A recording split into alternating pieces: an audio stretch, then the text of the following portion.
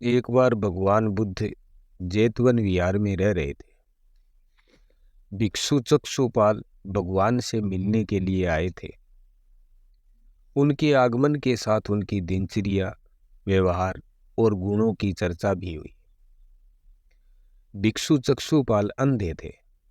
एक दिन विहार के कुछ भिक्षुओं ने कुछ मरे हुए कीड़ों को चक्षुपाल की कुट्टी के बाहर पाया और उन्होंने चक्षुपाल की निंदा करनी शुरू कर दी कि उन्होंने इन जीवित प्राणियों की हत्या की है।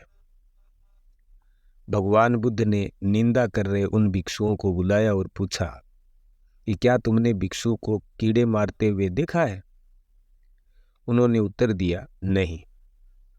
इस पर भगवान बुद्ध ने उन साधकों से कहा कि जैसे तुमने उन्हें कीड़ों को मारते हुए नहीं देखा, वैसे ही चक्षुपाल ने भी उन्हें मरते हुए नहीं देखा और उन्होंने कीड़ों को जानबूझकर नहीं मारा है, इसलिए भर्त्सना करना उचित नहीं है।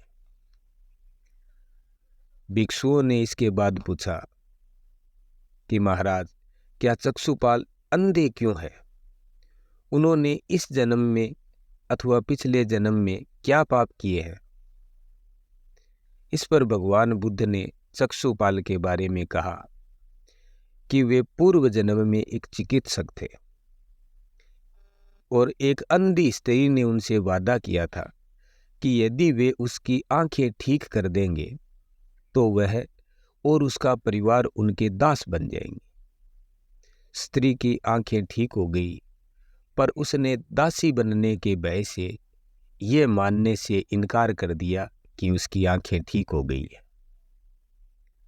चिकित्सक को तो पता था कि उस स्त्री की आंखें ठीक हो गई है, वह झूठ बोल रही है। उसे सबक सिखाने के लिए या बदला लेने के लिए चक्षुपाल ने दूसरी दवा दी।